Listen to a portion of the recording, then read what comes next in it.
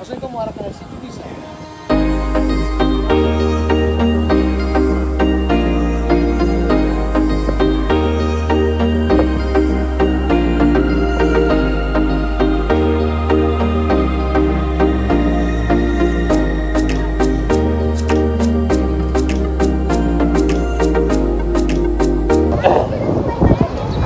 Oke, jadi kami akan memperkenalkan diri sebelumnya. Tak kenal maka tak sayang, maka izinkanlah kami memperkenalkan diri. Pertama saya, Petrus Julian Nurahto dengan NIM 5111979. Saya Noviani Narwastindun, NIM 511-21051. Saya Cinta Mea Jakobandolo, biasa dipanggil Cinta, NIM 511-21071. Saya Tresia Rohangela Girindani BB, biasa dipanggil Widi, NIM 511-21076.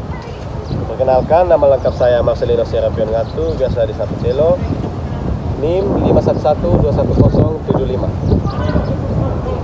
Perkenalkan, nama saya Hendrik Saputra Duku, biasa dikenal dengan Budo, NIM 511-8085. Sekian dari saya.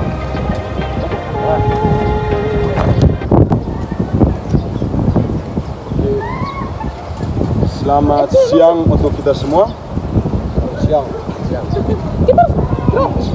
Bebas. Sebelumnya izinkan kami untuk memperkenalkan diri. Kami dari kelompok 1 kelas B. Jadi kami akan mendiskusikan bersama teman-teman semua di sini tentang tahap perancangan kontrak.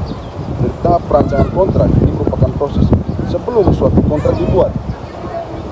Jadi ada 4 hal yang menjadi dasar utama. Yang pertama adalah identifikasi para pihak. Yang kedua adalah penelitian aspek-aspek tertarik. Yang ketiga, pembuatan MOU, Memorandum of Understanding. Dan yang terakhir adalah negosiasi yang kemudian dilanjutkan pada pembuatan. Berkaitan dengan 4 hal ini akan dijelaskan oleh teman-teman saya di sini.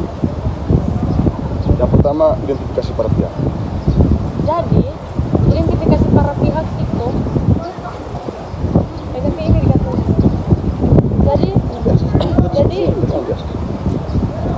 jadi identifikasi para pihak itu adalah tahap di mana kita menentukan atau menetapkan orang yang berkewenangan hukum dalam membuat suatu perjanjian, dalam membuat suatu kontrak.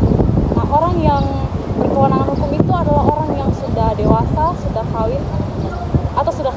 Terus orang yang sudah dewasa itu misalnya sudah berumur 21 tahun. Dan di dalam membuat suatu kontrak ada 4 syarat utama yang tercantum dalam pasal 1320 KUH Perdata. Yang pertama itu adalah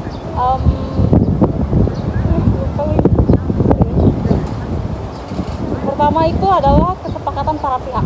Jadi di dalam kesepakatan para pihak yang membuat kontrak tidak boleh adanya paksaan atau tekanan. Jadi mereka harus atas dasar kehendak sendiri untuk membuat kontrak tersebut.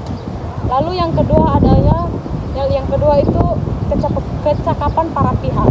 Jadi dalam kecakapan para pihak itu adalah orang yang sudah dewasa atau sudah cakap menurut hukum untuk membuat perjanjian tersebut. Yang ketiga adalah suatu hal tertentu. Maksud dari suatu hal tertentu itu adalah objek yang tertuang di dalam kontrak tersebut. Maksudnya menentukan objek yang tertuang dalam kontrak tersebut tuh misalnya berbuat sesuatu, melakukan sesuatu atau tidak berbuat sesuatu. Terus yang keempat itu adalah sebab yang halal. Sebab yang halal di dalam artian ini adalah kontrak tersebut tidak bertentangan dengan undang-undang atau tidak bertentangan dengan kesusilaan dan kaidah-kaidah sosial.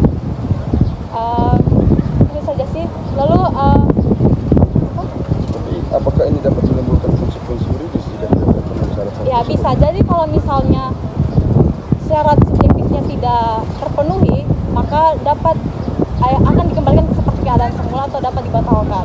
Terus seperti syarat objektif juga, jadi kalau misalnya salah satu syarat objektif tidak terpenuhi akan dapat dibatalkan demi pokok. Itu yang akan dijelaskan oleh teman saya Windy.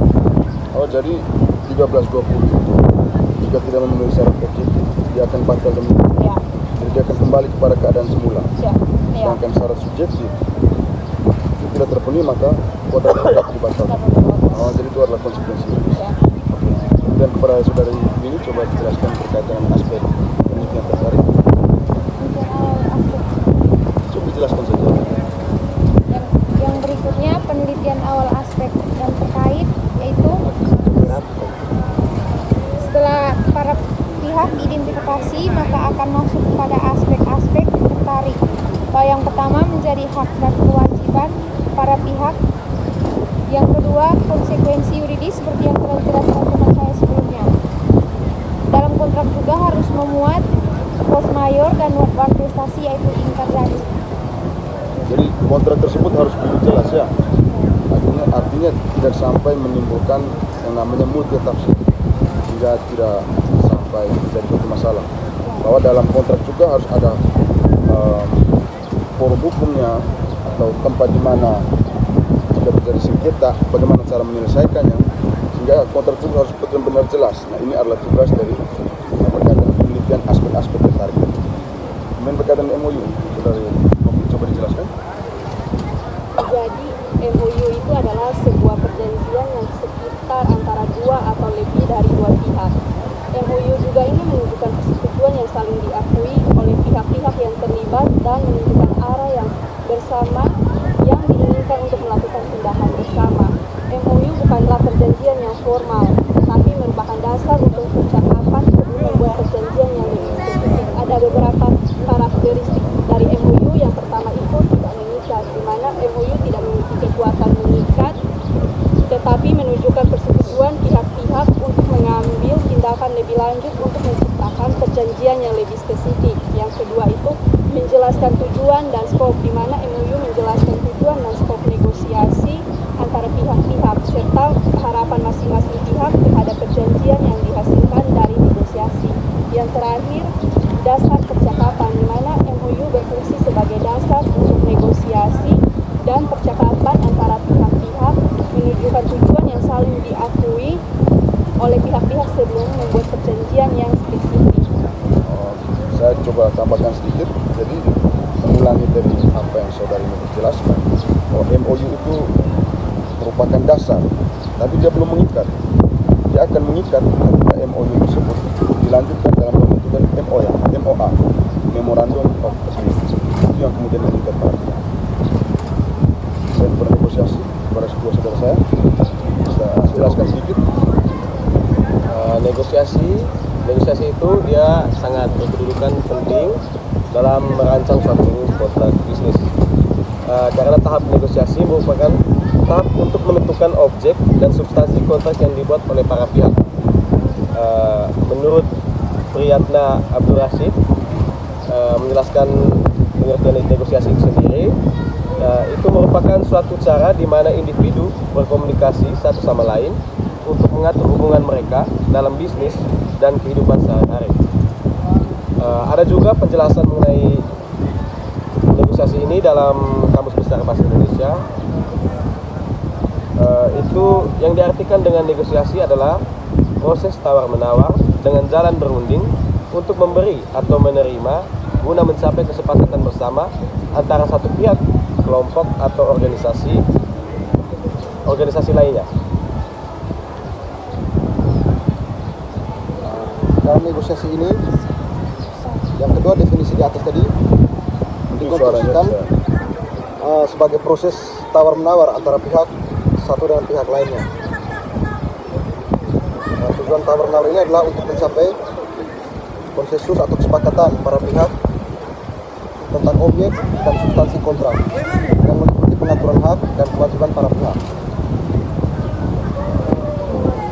Menurut Himmahanto Juwana juga memberikan definisi tentang negosiasi, yaitu suatu proses di mana para pihak yang mempunyai perbedaan pandangan terhadap satu atau beberapa hal itu dalam kontrak bisnis melakukan kompromi atas perbedaan pandangan tersebut. Sehingga kira sekian dari negosiasi dari yang itu Pak Andro.